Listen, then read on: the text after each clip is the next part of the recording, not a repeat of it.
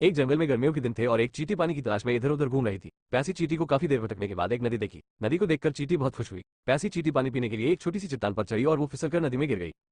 नदी में गिरने के कारण चींटी नदी में डूबने लगी। नदी के पास में एक कबूतर रहता था, वो पेड़ पर बैठकर ये सब देख रहा था। कबूतर ने देखा कि चींटी को तुरंत ही मदद की जरूरत है। कबूतर उड़कर गया और एक पेड़ से पत्ता तोड़कर ले आया। इसके बाद कबूतर ने पत्ता नदी में गिरा दिया, जिसके बाद चींटी तैरकर पत्ते पर चढ़ गई और पत्ता बहकर नदी के किनारे आ गया। जिसके बाद चींटी नदी किनारे आ गई और चींटी की जान बच गई।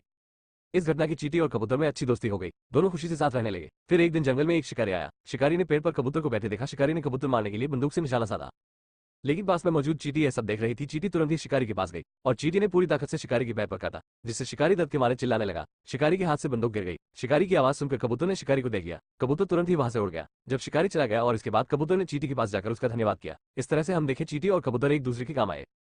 उपरोक्त कहानी से हमें ये सीख मिलती है कि जीवन में किए गए नेकी और अच्छे काम कभी बेकार नहीं जाते। अच्छे काम करते रहिए, इनका फल लौटकर जरूर आपके पास आता है।